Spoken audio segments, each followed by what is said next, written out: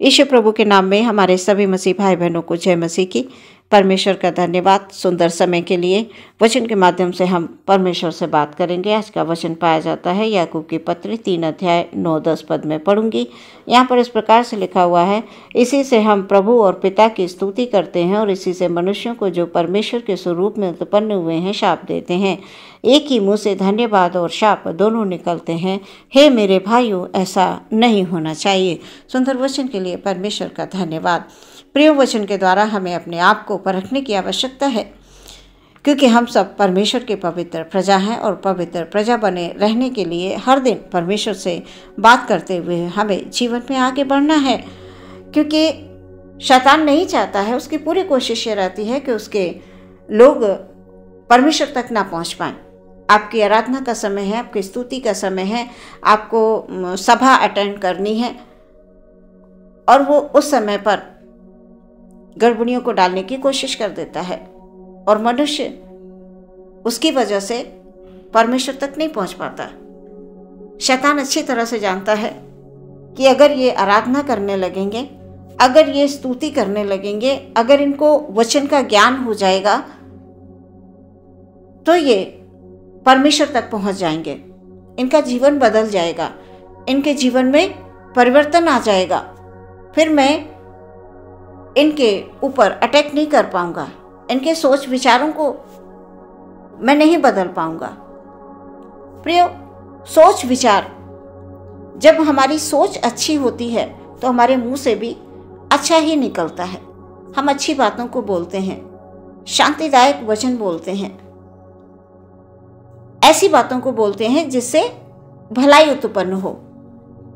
ऐसी बातों को बोलते हैं कि कभी किसी को ठेस ना पहुंचे, किसी को तकलीफ ना हो।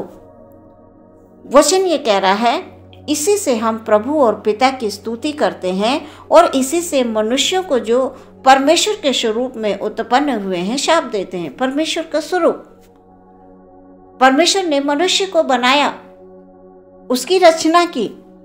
भाई, जब हम लड़ते हैं, झगड़ते हैं, हम क्या करते हैं? मनुष्यों से ही तो लड़ते झगड़ते हैं और उसी से हम आराधना कर रहे हैं, यानी उन्हीं होठों के द्वारा, उसी जीभ के द्वारा, उसी मुंह से हम आराधना भी कर रहे हैं। और जब समय आया तो हम गए और उसी मुंह से हमने लोगों को गलत बातों के द्वारा चोट पहुंचाई, उन्हें दुख दिया, उन्हें गलत बातों को बोला। और परमेश्वर का वचन ये कह रहा है, हे मेरे भाइयों, ऐसा नहीं होना चाहिए। प्रियो, हम सबको आत्मिकता में आगे बढ़ना है, वचन को पढ़ना है, प्रार्थना करनी है, निरंतर प्रार्थना करनी है, परमेश्वर में विश्वास रखना है। कोई कितना भी हमारे साथ बुरा क्यों ना कर रहा हो, हमारे लिए बुरे विचार क्यों ना रख रहा हो, लेकिन हमें वचन के अनुसार प्रार्थना करनी है। उनके लिए भी प्रार्थना करनी है जो हमें गिराना चाहते हैं, जो हमारे लिए गलत विचारों को रख रहे हैं। हमें क्रोधित नहीं होना है, क्रोध में आकर किसी भी प्रकार की गलत बातों को मुंह से नहीं बोलना है। आज मनुष्यों को बहुत जल्दी क्रोध आ जाता है। हम देखते हैं कि गुस्सा उनके बिल्कुल लगता है कि चेहरे पर रखा हुआ है, तुरंत गुस्सा आ जाता है और तुरंत गलत बातों को मुंह से बोलने लगते हैं। अच्छे अच्छे प्रार्थना करने वाले लोग भी ऐसा करते हैं। सो प्रियो, हमें आत्मिक जीवन में बढ़ने के लिए अपने गुस्से पर काबू करना है और इस जीभ का सही इस्तेमाल करना है। प्रियो, वचन कहता है कि जीभ एक आग के समान है, वो हमारे ही शरीर का एक अंग है। इसका उपयोग हमें बड़ी ही सावधानी से करना है। इसी से हम प्रभु और पिता की स्तुति करते हैं और इसी जीभ से घमंड करके हम अपने पूरे शरीर पर कलंक लगा लेते हैं। हमारे अंदर कभी कभी किन्हीं बातों का घमंड होता है। हमारे पास बहुत धन दौलत है तो उसका घमंड है, हम बहुत अच्छा कर लेते हैं, यानी गाना गा लेते हैं, भजन कर लेते हैं, कुछ अच्छा कर लेते हैं, यानी हमारे अंदर कुछ ऐसा है, गॉड गिफ्ट है हमारे अंदर जो हम सबसे बेहतर कर पाते हैं, हमें उसका घमंड हो जाता है। अब कि परमेश्वर को घमंड कतई पसंद नहीं है। परमेश्वर नहीं चाहता है कि उसके लोग घमंड करें। प्रिय, वचन बताता है जीव के वश में मृत्यु और जीवन दोनों हैं। और जब घमंड और अहंकार हमारे मन में होगा तो कैसी बातें हम बोलेंगे, तो हमें यह भी नहीं याद रहेगा कि हम बोल क्या रहे हैं। हमें लगेगा सबसे बेस्ट हम हैं और कोई नहीं है। लेकिन वचन ऐसी इजाज़त नहीं देता है। वचन हमें कतई इजाज़त नहीं देता है कि हम किसी के लिए कुछ भी गलत बोले।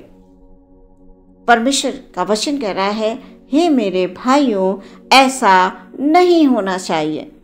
प्रिय, वचन ये बताता है कि जीव के वश में मृत्यु और जीवन दोनों होते हैं, और जो उसे काम में लाना जानता है वो उसका फल भोगेगा। काम में लाना, जीव को कैसे हमें काम में लाना है, कैसे हमें इस्तेमाल करना है, और जो काम में लाना जानता है वो उसका फल भी भोगेगा, ऐसा वचन बता रहा है। प्रिय, हमारा चुनाव जीवन ही होगा, क्योंकि हम परमेश्वर के लोग हैं, हम परमेश्वर के जन हैं, हम परमेश्वर की संतान हैं, परमेश्वर की पवित्र प्रजा हैं, तो हमारा चुनाव जीवन है। परमेश्वर प्रभु यीशु मसीह हमें अनंत जीवन देने आए, इसलिए हमें हमेशा वचन के अनुसार अपने आप को जांच कर परख कर रखना बहुत आवश्यक है।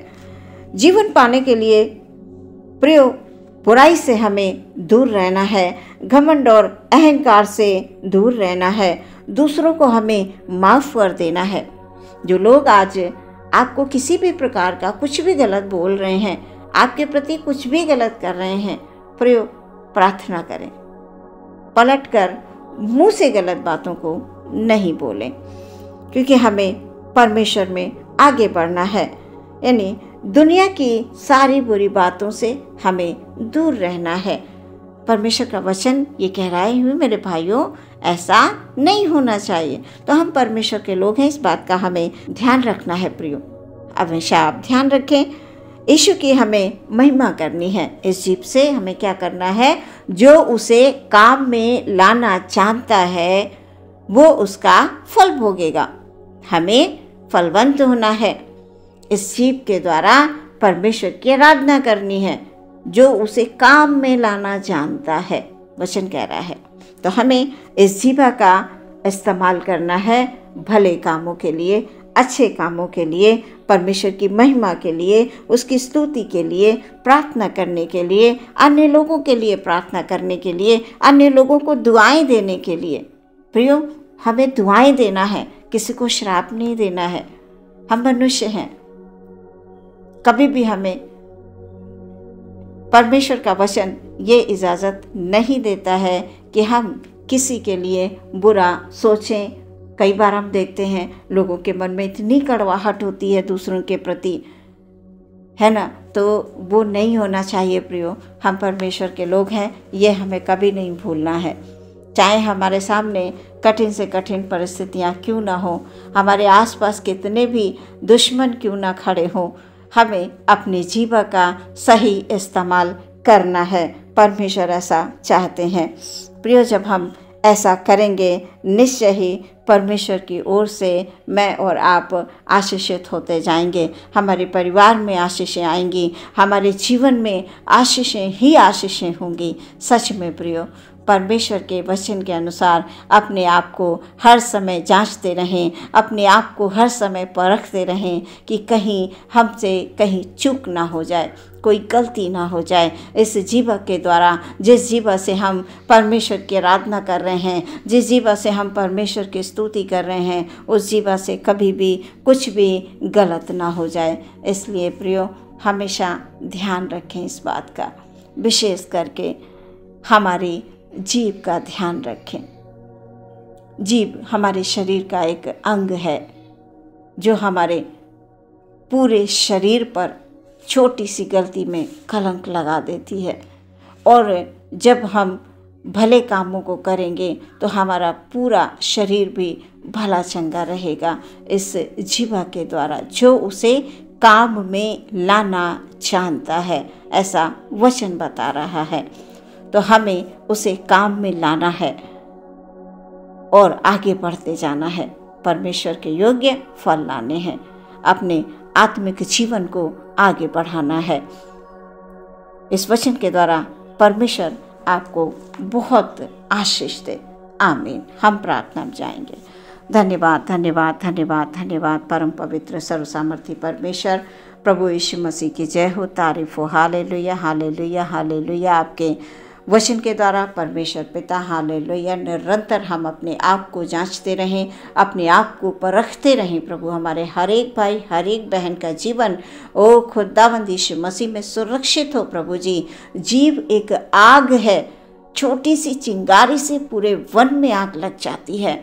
और परमेश्वर प्रभु हालेलुया, आपका वचन ये बता रहा है कि जो जीव को काम में लाना चाहता है वो उसका फल भोगेगा। हाँ प्रभु जी, हमारे भाई बहनों के जीवन में परमेश्वर पिता हालेलुया हालेलुया प्रभु जी आनंद हो। परमेश्वर पिता तेरी ओर से आशीष हो, वो आशीष परमेश्वर हालेलुया हालेलुया जो कभी कोई छीन नहीं सकता। खुदाबंद, आपने प्रार्थना करने के लिए प्रभु जी हमारे भाई बहनों का चुनाव किया है, आपने उनको अपनी संतान बनाया है, आपने अपनी निज प्रजा के रूप में हालेलुया उनको खड़ा किया है। खुदाबंद, आज यदि दुख में है, परेशानी में है, कष्ट में है, किसी भी प्रकार की समस्या में है प्रभु, कभी भी हमारे भाई बहन विचलित ना हो, कभी भी परमेश्वर पिता अपने मुँह से खुदाबंद हालेलुया कुछ भी गलत ना बोलें खुदाबंद, कुछ भी गलत ना करें खुदाबंद, क्योंकि तेरा वचन ये कहता है कि जो काम में लाना जानता है, इस जीव को हमें अच्छे कामों के लिए इस्तेमाल करना, अच्छी बातों के लिए इस्तेमाल करना। परमेश्वर, इस जीव से हमें लोगों को आशीष देनी है खुदाबंद, हमें अब इस जीव से प्रभु लोगों के लिए प्रार्थना करनी है खुदाबंद हालेलुया। ओ परमेश्वर पिता, हमारे भाई बहनों के जीवन को हालेलुया अपने लहू के द्वारा सुरक्षित रखें प्रभु जी। प्रार्थना करते हैं हालेलुया उनके जीवन में, आत्मा में उन्नति देते जाएं खुदावन, ताकि प्रभु एक अद्भुत गवाही के साथ उनका जीवन हालेलुया तुझ में बढ़ता जाए खुदावन हालेलुया। उनके रोजी रोजगार में प्रभु आपकी आशीष हो, आपकी बरकत हो हालेलुया। प्रार्थना करते हैं हालेलुया, सबको प्रभु तेरी सुरक्षा मिले प्यारे परमेश्वर पिता, हम सब तेरी स्तुति और महिमा में बढ़ते जाएं। प्रार्थना यीशु मसीह के नाम से मांगते हैं, सुने ग्रहण करें पिता, आमीन।